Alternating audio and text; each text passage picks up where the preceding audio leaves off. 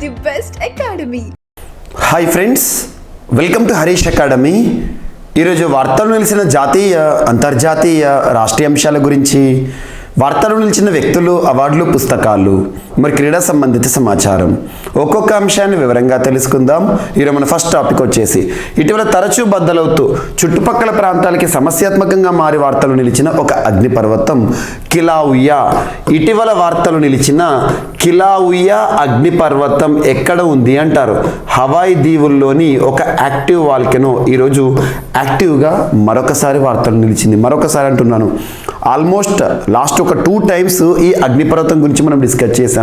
ఈరోజు మరొకసారి వార్తలు నిలిచింది. ఇటీవల జనవరి 5వ తేదీ, జనవరి 6వ తేదీ 2 రోజుల పాటు బద్దలవ్వడం, చుట్టుపక్కల ప్రాంతాలన్నిటికీ కూడా సమస్యాత్మకంగా మారి వార్తలు నిలిచింది ఈ అగ్నిపర్వతం. ముఖ్యంగా పోటీ పరీక్షలకు ప్రిపేర్ అవుతున్న ప్రతి ఒక్క అభ్యర్థి రానున్న పోటీ పరీక్షలను దృష్టిలో ఉంచుకొని ఏ పోటీ పరీక్షను కానివ్వండి, ఏ స్థాయి పోటీ పరీక్షను కానివ్వండి, ఖచ్చితంగా చదవాల్సిన కొన్ని ముఖ్యమైన అంశాలు ఉంటాయి. అటువంటి ముఖ్యమైన అంశాల్లో అతి ముఖ్యమైన అంశాలు కూడా కొన్ని ఉంటాయి. ఉదాహరణకి వార్తలు నిలిచిన సూచీలు కానివ్వండి, వార్తలు నిలిచిన అగ్నిపర్వతాలు కానివ్వండి, వార్తలు నిలిచిన ఐఐటీలు కానివ్వండి, వార్తలు నిలిచిన విన్యాసాలు కానివ్వండి, వార్తలు నిలిచిన యునెస్కో సంబంధిత ప్రాంతాలు కానివ్వండి, భౌగోళిక గుర్తింపులు కానివ్వండి, ఇవి ఎక్కువగా ఇంపార్టెంట్ అన్నట్టు. వీటిని తరచూ రివైజ్ చేస్తూ చూడండి. ఎగ్జామినేషన్ పాయింట్ ఆఫ్ వ్యూలో వీటి నుండి ఖచ్చితంగా ప్రశ్నలు లేకుండా ప్రశ్నపత్రాలు ఉండవు, అది గుర్తుంచుకోండి. సో ఈరోజు ఒక అగ్నిపర్వతం కిలాఉయా అగ్నిపర్వతం, హవాయి దీవుల్లోని ఒక యాక్టివ్ వాల్కెనో, ఒక క్రియాశీలక అగ్నిపర్వతం ఈరోజు బద్దలవ్వడం సంచలనం అయిపోయింది. ఒక అగ్నిపర్వతం బద్దలైంది అంటే చుట్టుపక్కల ప్రాంతాలు మొత్తం కూడా దుమ్ము, ధూళి కణాలతో నిండిపోయి ఉంటాయి. శ్వాస తీసుకోవడమే చాలా ఇబ్బందికరంగా ఉంటుంది. హై టెంపరేచర్ కూడా అక్కడ నమోదవుతుంది. అటువంటి ఇబ్బందికర సమస్యలను ఎదుర్కొంటూ ఈ ప్రాంతం వార్తలు నిలిచింది. సో ఇక్కడ ఎటువంటి టాపిక్ అయినా సరే, ఏ టాపిక్ అయినా, ఒక టాపిక్ మనం నేర్చుకున్నప్పుడు దానికి సంబంధించి లాస్ట్ ఒక 1 year నుండి కానీ, కనీసం 6 నెలల నుండి కానివ్వండి, దానికి సంబంధించిన అంశాలు ఇటీవల ఇంకా ఏమైనా వార్తలు నిలిచాయా, వాటిపైన ప్రత్యేకంగా లింక్ చేస్తూ చూడండి. ఆటోమేటిక్గా మళ్ళీ చదవాల్సిన అవసరం ఉండదు. ఒక టాపిక్ వచ్చిందంటే ఒక 10 టాపిక్లు, 20 టాపిక్లు గుర్తొస్తూనే ఉంటాయి. ఆ పద్ధతిని ఫాలో అవ్వండి. సో ఇక్కడ ఒక అగ్నిపర్వతం వార్తలు ఇచ్చింది కాబట్టి ఇటీవల వార్తలు ఇచ్చిన కొన్ని అగ్నిపర్వతాలు. ఇదే హవాయి దీవుల్లోని ఒక అగ్నిపర్వతం ఇటీవల వార్తలు నిలిచింది. ఆ అగ్నిపర్వతం మనం ఏ విధంగా డిస్కస్ చేయడం జరిగింది. ఇటీవల వార్తలు నిలిచిన మౌనలోవా అగ్నిపర్వతం, మౌనలోవా అగ్నిపర్వతం, మౌనలోవా అగ్నిపర్వతం ఎక్కడుందంటే అది కూడా హవాయి దీవుల్లోనే ఉంది. And at the same time ఇటీవల అగ్నిపర్వతాలు అనగానే తరచూ వార్తలు నిలుస్తున్న ఒక దేశం ఏదంటే ఇండోనేషియా. సో ఇండోనేషియా పైన ప్రత్యేక శ్రద్ధ చూపండి. ఇండోనేషియాలో రెగ్యులర్గా అగ్నిపర్వతాలు వార్తల్లోకి వస్తున్నాయి. ఉదాహరణకి ఇండోనేషియాని అబ్జర్వ్ చేస్తే ఇటీవల అనక్ క్రకటో అగ్నిపర్వతం కానివ్వండి, మౌంట్ మెరాపి అగ్నిపర్వతం కానివ్వండి, మౌంట్ సినబంగ్ అగ్నిపర్వతం కానివ్వండి, అండ్ ఇలీ లెవటలాక్ అగ్నిపర్వతం కానివ్వండి, అగ్నిపర్వతం. సో ఇలా తరచూ ఏదో ఒక అగ్నిపర్వతం, ఇండోనేషియాకి సంబంధించి మౌంట్ సెమురు, ఇలా అగ్నిపర్వతాలు అనగానే ఎక్కువగా ఇండోనేషియా వార్తలకు వస్తుంది. ఎందుకంటే ఇండోనేషియా అనేది పసిఫిక్ రింగ్ ఆఫ్ ఫైర్ ఆ ప్రాంతంలో ఉంటుంది, ఓషనిక్ ప్లేస్. సో గుర్తుంచుకోండి. అండ్ ఇండోనేషియాకి సంబంధించి ఇటీవల ఏవేవైతే వార్తలు వచ్చాయో నుసంతరా కానివ్వండి, అండ్ ఇటీవల వార్తలు ఇచ్చిన సులవేసి దీవి కానివ్వండి, ఇవన్నీ యాడ్ చేసుకోండి. అండ్ ఇటీవల అగ్నిపర్వతాల విషయానికి వస్తే మౌంట్ నీరాగాంగో వార్తలు నిలిచింది. మౌంట్ నీరాగాంగో అగ్నిపర్వతం ఎక్కడుంది అంటే డెమోక్రటిక్ రిపబ్లిక్ ఆఫ్ కాంగోకి సంబంధించిన అగ్నిపర్వతం. ఇటీవల ఈ శతాబ్ద కాలం అంటే గడిచిన 100 సంవత్సరాల్లోనే అతి భయానక అగ్నిపర్వత విస్ఫోటనంగా వార్తలు నిలిచిన అగ్నిపర్వతం ఏదంటే టోంగా అగ్నిపర్వతం. Very very important. టోంగా అగ్నిపర్వతం ఇటీవల వార్తలు ఇచ్చింది. ఎక్కడ ఉంది అంటే ఇది రిపబ్లిక్ ఆఫ్ టోంగాకి సంబంధించి. టోంగా మనకి సదర్న్ పసిఫిక్ ఓషనిక్ ప్రాంతంలో ఉంటుంది. టోంగా అని ఒక చిన్న ప్రాంతం, ఆ ప్రాంతంలోని అగ్నిపర్వతం. దీని పూర్తి పేరు ఏంటంటే హుంగా హా అపై, గుర్తుంచుకోండి. అండ్ ఇటీవల కంబర్ వీజా అనే ఒక అగ్నిపర్వతం వార్తలు నిలిచింది. కంబర్ వీజా ఇది ఎక్కడ ఉందంటే స్పెయిన్లో ఉంది. స్పెయిన్లోని ఒక క్రియాశీలక అగ్నిపర్వతం కంబర్ వీజా. స్పెయిన్లో కెనరీ ఐలాండ్ గ్రూప్ అనే ఒక ఐలాండ్ గ్రూప్ ఉంటుంది, ఆర్కిపెలాగో, దీవుల సముదాయం. అందులో లాపామా అనే ఒక దీవి ఉంటుంది. ఆ లాపామా అనే ఒక దీవిలోని ఒక అగ్నిపర్వతమే కంబర్వీజా. ఇటీవల బద్దలై వార్తల్లోకి వచ్చింది. ఇది ఒకటి ఇంపార్టెంట్. అండ్ దాంతోపాటు ఇటీవల అలస్కాకి సంబంధించి చాలా అగ్నిపర్వతాల వార్తలు ఇచ్చి అందులో ముఖ్యం Pavlof volcano, Pavlof Great Sitkin volcano and Semisopochnoi అగ్నిపర్వతం కానివ్వండి. అండ్ దీంతోపాటు ఇటీవల కాలంలో జపాన్కి సంబంధించిన కొన్ని అగ్నిపర్వతాలు, మౌంట్ అసో అగ్నిపర్వతం కానివ్వండి, ఫుకుటోకు ఒకనోబా అగ్నిపర్వతం కానివ్వండి, ఇదొకటి. అండ్ దీంతోపాటు ఇటీవల రష్యాకి సంబంధించి బెంజిమియాని అగ్నిపర్వతం వార్తలు నిలిచింది. అండ్ దీంతోపాటు షివెలుచ్ అనే ఒక అగ్నిపర్వతం వార్తలు నిలిచింది. ఇది రష్యాకి సంబంధించి. అండ్ దీంతోపాటు ఇటీవల కాలంలో మనం డిస్కస్ చేసిన అగ్నిపర్వతాల్లో ఫిలిప్పీన్స్లోని తాల్ అగ్నిపర్వతం, ఇది కూడా ఇంపార్టెంట్. ఇలా అగ్నిపర్వతాల గురించి చెప్పుకుంటూ పోతే కనీసం ఒక 30 అగ్నిపర్వతాలు గత సంవత్సర కాలంగా తరచు మీకు రిపీట్ చేస్తూ ఉన్నాను. వాటి చూడండి, ఒక్క మార్కేనే వస్తుంది. రెగ్యులర్గా రిపీట్ చేయండి, ఆటోమేటిక్గా మనం మళ్ళీ చదవాల్సిన అవసరం ఉండదు. అండ్ మీకు ఇటువంటి ఏమైనా స్లైడ్స్ కానీ ఇంపార్టెంట్ కానీ, ఎందుకంటే క్లారిటీ పోకుండా మీకు Praveen sir classes YouTube channel, Praveen sir classes YouTube channel community ఉంటుంది కదా. సో ఆ యూట్యూబ్లో మనకి ఏదైతే వీడియోస్, షార్ట్స్, లైవ్ ఉంటుంది కదా, కమ్యూనిటీలో కొన్ని ఇంపార్టెంట్ ఇమేజెస్ పోస్ట్ చేస్తూ ఉంటున్నాను. సో వాటిని చూడండి. అండ్ నెక్స్ట్ ఐఐటీస్, తరచూ ఐఐటీస్ రెగ్యులర్గా మనం చూస్తున్నాం. లాస్ట్ ఒక 1.5 year నుండి ఐఐటీస్ అనేవి ఒక అద్భుతం. The most important topic IITs గురించి లేకుండా క్వశ్చన్ పేపర్ ఉండదు. అలా తరచూ ఏదో ఒక ఐఐటి ఏదో ఒక ఇన్నోవేషన్తో వార్తలకు వస్తుంది. లాస్ట్ ఒక subject condition 10 days back IIT Madras గురించి స్పెషల్ ఆర్టికల్ మనం ఈనాడు పేపర్లో చూసాము. నిన్నటి రోజున మనం సాక్షి పేపర్లో ఐఐటి హైదరాబాద్ గురించి చూసాం. ఐఐటి హైదరాబాద్ సాధిస్తున్న అద్భుతాలు అని చెప్పేసి ఇటీవల ఐఐటి హైదరాబాద్ ఇన్నోవేషన్ డే ఉండే, ఆ రోజున ప్రత్యేకంగా ఆర్టికల్ వార్తలకు వచ్చింది. సో చూద్దాం ఐఐటి హైదరాబాద్ సంబంధించి ఇటీవల వార్తలు ఇచ్చిన అంశాలు మీకు లింక్ చేస్తాను. ఈరోజు కొత్త అంశాలు ఏంటంటే స్మార్ట్ వాచ్ తరహాలో ప్రెగ్నెన్సీని మానిటరింగ్ చేసే ఒక డివైస్ని కనుగొని వార్తలు నిలిచిన ఐఐటి ఏదంటే ఐఐటి హైదరాబాద్.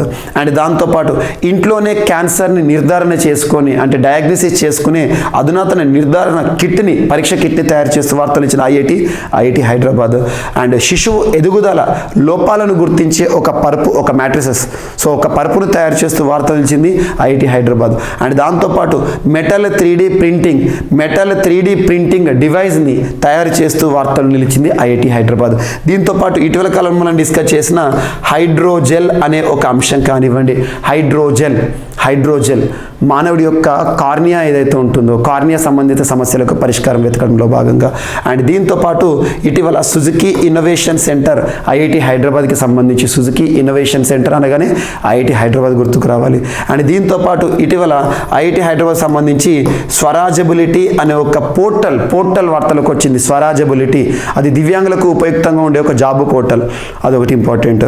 అండ్ దీంతోపాటు ఇటీవల ఐఐటి హైదరాబాద్ సంబంధించి దేశంలోనే మొట్టమొదటిసారి బయోబ్రిక్ బేస్డ్ హౌస్ ఐఐటి హైదరాబాద్ సంబంధించి వార్తలు నిలిచింది. వీటన్నిటిని ప్రత్యేకంగా గుర్తుంచుకోండి, ఇవన్నీ ఐఐటి హైదరాబాదే.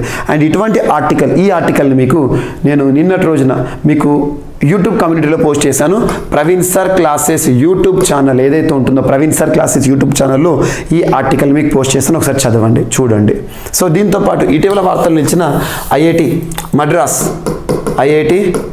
మద్రాస్ కానివ్వండి. ఐఐటి మద్రాస్ అనగానే ఇటీవల 3D ప్రింటెడ్ కాంక్రీట్ హౌస్ కానివ్వండి, నియోబోల్ట్ అనే మోటారైజ్డ్ వీల్ చైర్ కానివ్వండి.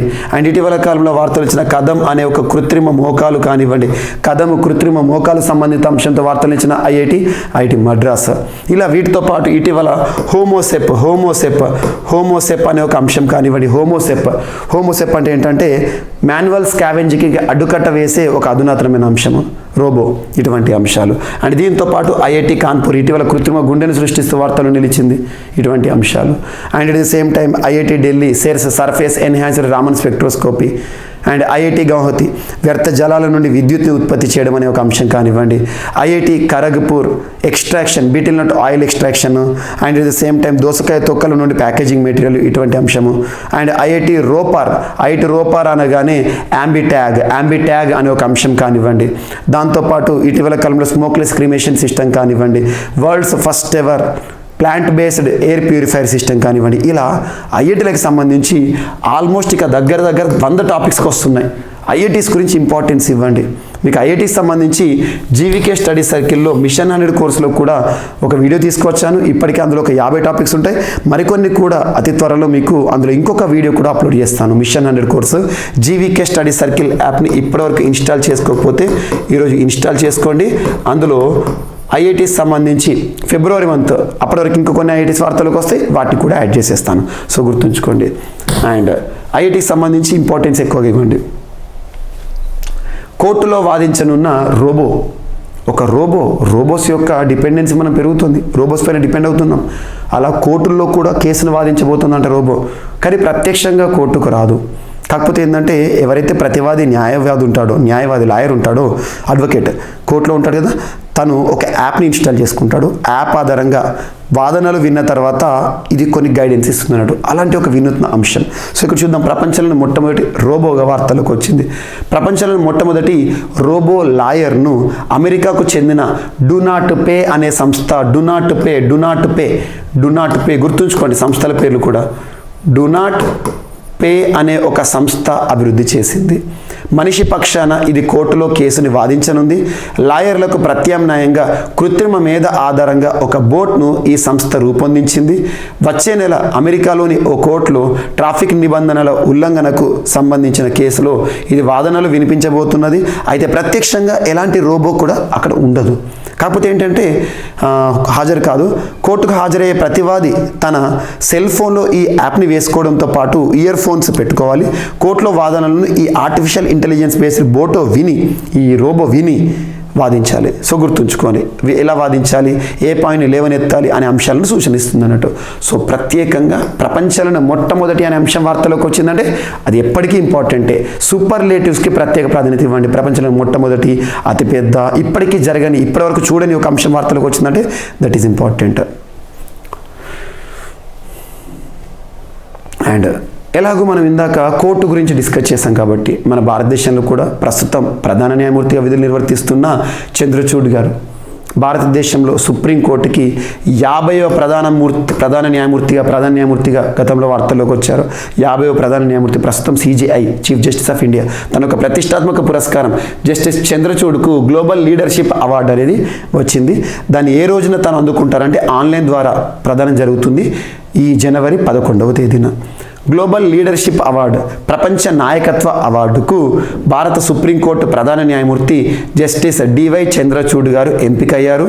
న్యాయ వృత్తిలో జీవితకాల సేవలకు గాను ఆయన్ను కేంబ్రిడ్జ్లోని హార్వర్డ్ లా స్కూల్ సెంటర్, ఎవరిచ్చారు ఈ పురస్కారాన్ని అని అడుగుతారు, ఎవరిస్తున్నారు కూడా కావాలి, ఎక్కడుందో కూడా చూడాలి, Cambridge. So Cambridge Harvard law school centre ఎంపిక చేసింది.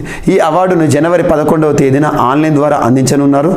అండ్ LLM డిగ్రీ జ్యుడిషియల్ సైన్సెస్లో డాక్టరేట్ పట్టాలను హార్వర్డ్ లా స్కూల్ నుంచే ఆయన పొందారు. అయోధ్య రామ మందిరం లాంటి చారిత్రక తీర్పులు ఇచ్చిన బెంచ్లో జస్టిస్ చంద్రచూడ్ సభ్యులుగా ఉన్నారు. గుర్తుంచుకోండి, జస్టిస్ చంద్రచూడ్ గారు ఈరోజు ఒక ప్రతిష్టాత్మక పురస్కారం CJI ఎవరైతే ఉంటారో గ్లోబల్ లీడర్షిప్, ఎవరి నుండి కేంబ్రిడ్జ్లోని Harvard law school centre. And లైంగిక దాడి బాధిత పిల్లలకు పునరావాస ఒక పోర్టల్ని తీసుకొచ్చింది NCPCR national commission for protection of child rights. National commission for protection of child rights, national commission అంటే జాతీయ సంస్థ, ప్రొటెక్షన్ సంరక్షించడం, ఎవరిని, చిన్నపిల్లల హక్కులను పరిరక్షించే సంస్థ. భారతదేశంలో రాజ్యాంగబద్ధ సంస్థలు, చట్టబద్ధ సంస్థలు ఏవేవి ఉన్నాయో ప్రత్యేకంగా నేర్చుకోండి. ఇది ఒక చట్టబద్ధ సంస్థ. చట్టబద్ధ సంస్థ అంటే అర్థం ఏంటిది? ఏదైనా ఒక చట్టం ఆధారంగా భారతదేశంలో ఒక సంస్థ పనిచేస్తున్నట్లయితే దాన్ని చట్టబద్ధ సంస్థ అంటాం. సో ఇది ఏ చట్టం ఆధారంగా పనిచేస్తుందంటే national commission for protection of child rights act 2005 ఆధారంగా 2007లో ఏర్పాటైన సంస్థ. ప్రస్తుతం ఈ సంస్థకు ప్రియాంక కనోగ్ను గారు చైర్పర్సన్గా విధులు నిర్వర్తిస్తున్నారు. రాజ్యాంగబద్ధ సంస్థ అంటే ఏంటిది? రాజ్యాంగంలోని ఏదో ఒక నిబంధన ఒక సంస్థ గురించి ప్రస్తావిస్తే అది రాజ్యాంగబద్ధ సంస్థ, కాన్స్టిట్యూషనల్ బాడీ. చట్టబద్ధ సంస్థ అంటే ఏంటి? పార్లమెంట్ రూపొందించిన ఒక చట్టం ఆధారంగా ఒక సంస్థ పనిచేస్తే చట్టబద్ధ సంస్థ. చట్టబద్ధ సంస్థల గురించి నేర్చుకున్నప్పుడు ఖచ్చితంగా ఏ చట్టం అని నేర్చుకోవాలి. సో గుర్తుంచుకోండి, ఈ సంస్థ ఈరోజు వార్తలకు వచ్చింది. అంతకుముందు పిల్లలకు సంబంధించి సంవేదన ఇటువంటి హెల్ప్ లైన్ తీసుకొచ్చింది. సో ఈరోజు ఏంటంటే పునరావాస పోర్టల్. లైంగిక దాడి బాధితులు కొంతమంది పాపం అమ్మాయిలు ఎవరైతే ఉంటారో గుర్తు తెలియని ఆగంతుకుల చేత వైలెన్స్ని ఎదుర్కొన్నారు, రేప్ విక్టిమ్స్గా మిగిలిపోయారు. అలాంటి వారికి పుట్టిన పిల్లలు ఎవరైతే ఉంటారో వారికి సంబంధించినది. లైంగిక దాడులు వేధింపులకు గురైన చిన్నపిల్లలకు లేదంటే పుట్టిన వాళ్ళకు చిన్నపిల్లలు కూడా కొంతమంది ఇటీవల కాలంలో చాలా వరకు మనం కూడా జువెనైల్ కేసెస్ చూస్తున్నాం. సింపుల్ జువెనైల్ కేసెస్ అనకూడదు, చిన్నపిల్లల పైన కూడా లైంగిక దాడులు జరుగుతున్నాయి. అటువంటి విక్టిమ్స్ని కూడా సో లైంగిక దాడులు వేధింపులకు గురైన చిన్నపిల్లలకు పునరావాసం కల్పించడానికి ఎన్సిపిసిఆర్ ఓ పోర్టల్ రూపొందించింది. రోజు రోజుకు ఈ కేసులు పెరుగుతున్నాయని, దీంతో బాధిత చిన్నారులకు అండగా నిలవడానికి ఈ చర్య చేపట్టినట్టు ఎన్సిపిసిఆర్ చైర్పర్సన్ ప్రియాంక్ కనోగ్ను గారు చెప్పారు. కాగా national crime records bureau data జాతీయ నేరానికి సంబంధించిన గణాంకాలు ఇస్తుంది.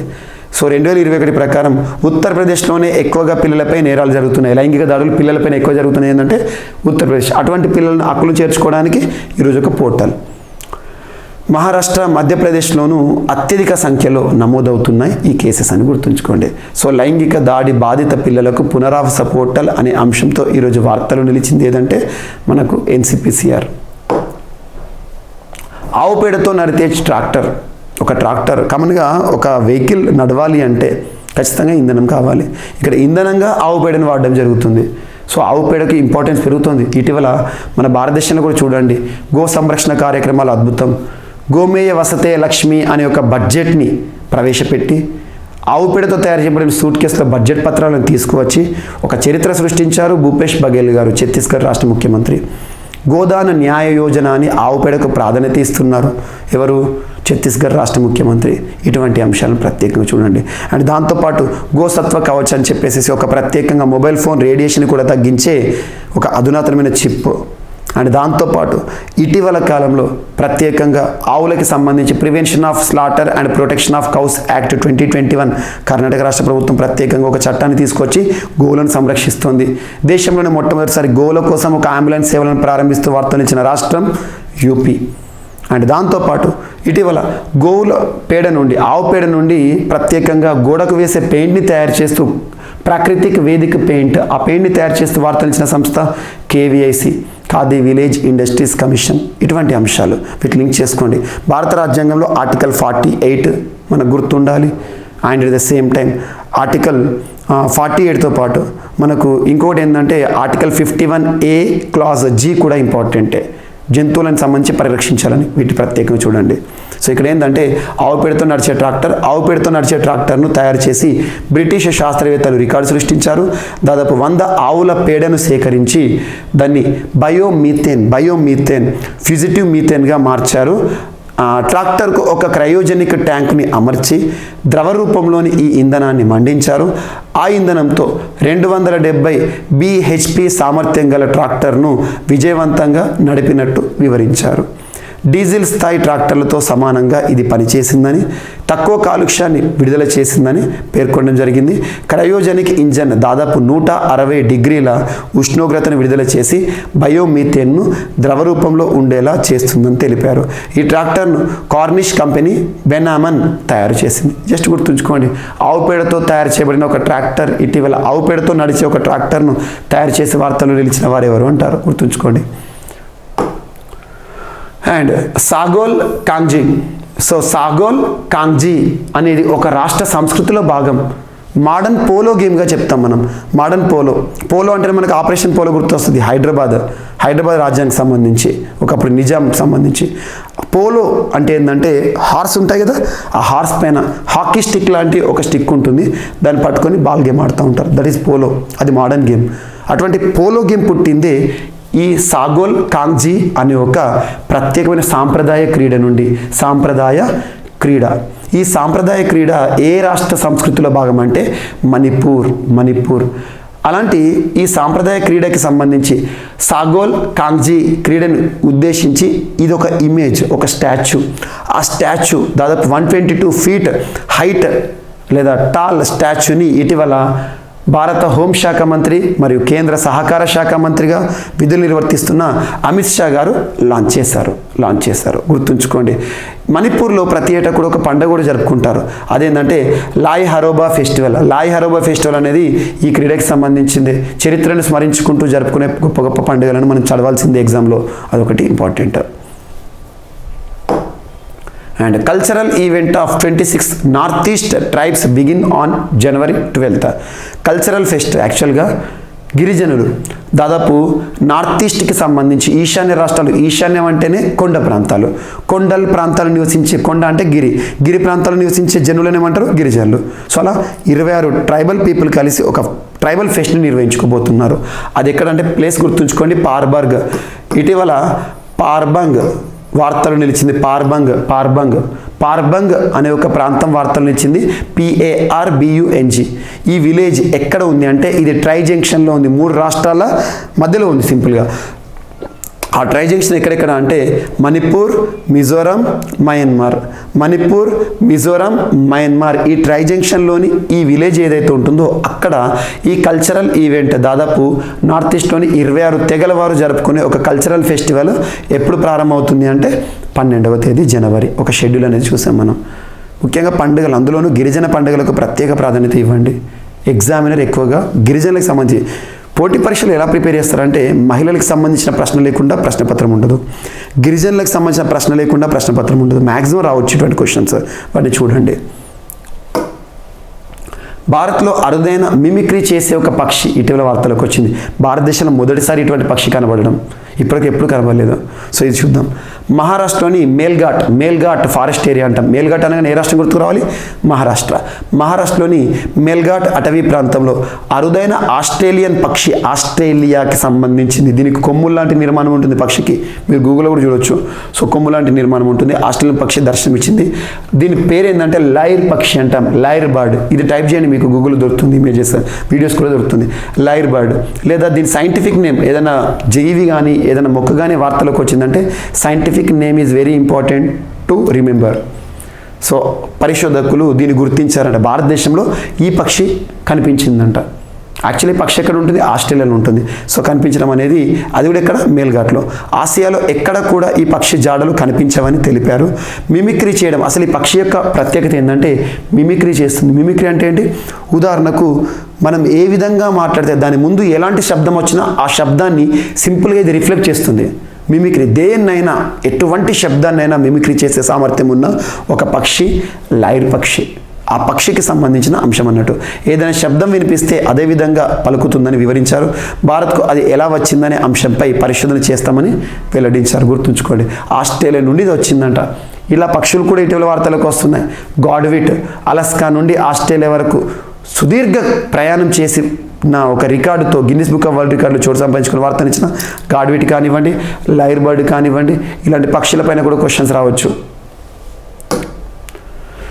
జీబ్రా ఫిష్ ప్రోటీన్తో డిస్క్ల పునరుత్పత్తి. మన డిస్క్ ఉంటుంది కదా, మన వెన్నపూస కానివ్వండి, అటువంటి డిస్క్లను పునరుత్పత్తి చేయొచ్చు అని చెప్పేసి ఎవరు చెప్తున్నారంటే ఇక్కడ మినిస్ట్రీ, కేంద్ర ప్రభుత్వం సాంకేతిక మంత్రిత్వ శాఖ, SNT మినిస్ట్రీ వారు. సో చూద్దాం. ఇక్కడ జీబ్రా ఫిష్, మనకు ఫిష్ ఉంటుంది కదా, ఆ లైన్స్ ఫిష్ ఉంటాయి కామన్గా. లైన్స్ అంటే ఏంటంటే దాని శరీరం పైన చారల్లాగా ఉంటాయి.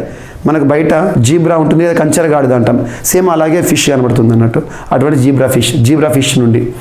సో జీబ్రా ఫిష్ వెన్నెముక నుంచి వెలికి తీసిన దీని యొక్క వెన్నెముక, జీబ్రా ఫిష్ వెన్నెముక నుంచి వెలికి తీసిన ఒక ప్రోటీన్ మనిషి వెన్నపూసలో దెబ్బతిన్న డిస్క్ల పునరుద్ధరణలో కీలక పాత్ర పోషించనున్నట్లు కేంద్ర శాస్త్ర సాంకేతిక శాఖ వెల్లడించింది. క్షీణించిన మానవ డిస్క్ల పునరుత్పత్తికి అవసరమైన చికిత్సకు ఇది పనికొస్తుందని తెలిపింది. ఇప్పటికిప్పుడు దెబ్బతిన్న డిస్క్ల పునరుజ్జీవనం చేసే చికిత్సలేవి లేవు, కేవలం రోగ లక్షణాల చికిత్సలే అందుబాటులో ఉన్నాయి. అందులో ప్రధానమైనవి వెన్ను నొప్పి నుంచి ఉపశమనాన్ని కలిగించేవి మాత్రమే. మొత్తం మానదు, కాకపోతే మనకు ఆ నొప్పి బయటికి తెలియకుండా ఉంటుంది అన్నట్టు. మెడిసిన్ ఉద్దేశం అదే. సో తీవ్రంగా ఉన్న కేసుల్లో మాత్రం డిస్క్ మార్పిడి చేయాల్సి వస్తుంది. ఇతరితర శస్త్రచికిత్సలకు వెళ్తున్నారు. ఈ నేపథ్యంలో డిస్క్ల క్షీణతను అరికట్టడం లేదంటే దెబ్బతిన్న డిస్క్ల పునరుత్పత్తిని ప్రోత్సహించే విధానాలను కనిపెట్టాల్సిన అవసరం ఏర్పడింది.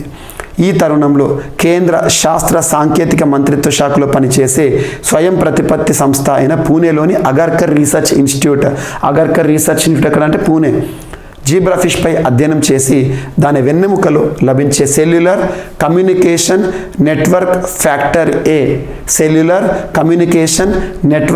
ఫ్యాక్టర్ ఏ ప్రోటీన్ వయోవృద్ధుల్లో క్షీణించిన డిస్క్ పునరుత్పత్తిని ప్రేరేపించడానికి ఉపయోగపడుతుందని తేల్చారు. గుర్తుంచుకోండి, ఈ ప్రోటీన్ గుర్తుంచుకోండి. దీంతో మానవుడి వెన్నపూసలో దెబ్బతిన్న డిస్క్ ఏదైతే ఉంటుందో దాన్ని మనం శస్త్రచికిత్స లేకుండా చేయొచ్చు అంట. ఇది గుర్తుంచుకోండి. నేల రాలనున్న నాసా శాటిలైట్, నాసా వారు ప్రయోగించిన శాటిలైట్ నేల మీద పడబోతోందని ఒక హెచ్చరిక జారీ చేశారు. కామన్గా మనం శాటిలైట్స్ అన్ని పంపిస్తాం పైకి. అలా పంపిన శాటిలైట్స్ ఎక్కడికి పోతున్నాయనే ప్రశ్న కూడా మన లోపల రావాలి. ఇవన్నీ అంతరిక్షంలో చెత్తలా పెరిగిపోతున్నాయి. ఏ శాటిలైట్కైనా కూడా ఒక నిర్ణీత వ్యవధి అనేది ఉంటుంది, ఎక్స్పైరీ డేట్ ఉంటుంది దానికి కూడా. అలా కాలం చెల్లిన శాటిలైట్లు అంతరిక్షంలో చెత్తలా పెరిగిపోతున్నాయి. దాన్ని స్పేస్ జంక్ లేదా స్పేస్ డెబ్రిస్ అంటాం. అటువంటిది కొన్ని సందర్భాలు ఏంటంటే కాలం చెల్లిన శాటిలైట్స్ కానీ కొన్ని శాటిలైట్స్ కానీ భూమి మీద కూడా పడిపోతూ ఉంటాయి. సో ఎస్కేప్ వెలాసిటీ ఏదైతే ఉందో దాన్ని తప్పించుకోవాలి. అసలు అయితే అటువంటి తట్టుకొని కూడా కింద పడుతున్నాయి. సో చూద్దాం. నాసాకు చెందిన ఓ శాటిలైట్ ఆకాశం నుంచి కింద పడుతున్నది. ఆదివారం రాత్రి లేదా సోమవారం ఉదయం ఇది పడే అవకాశం ఉందని, అయితే దీనివల్ల ఎలాంటి ప్రమాదం ఉండదని, శిథిలాలు ఎవరిపైనైనా పడే అవకాశాలు చాలా తక్కువని నాసా వెల్లడించింది. ఈ శాటిలైట్ శిథిలాలు చాలా వరకు మార్గ మధ్యలోనే కాలిపోతాయి, కొన్ని మాత్రమే మిగిలే అవకాశాలు ఉన్నాయని నాసా తెలిపింది. ఈ శాటిలైట్ బరువు దాదాపుగా 2450 కిలోలు. ఎర్త్ రేడియేషన్ బడ్జెట్ శాటిలైట్ పేరుతో, ఎర్త్ రేడియేషన్ బడ్జెట్ శాటిలైట్ పేరు కూడా అది. 1984లో ఈ శాటిలైట్ను అంతరిక్ష కేంద్రంలోకి పంపింది నాసా.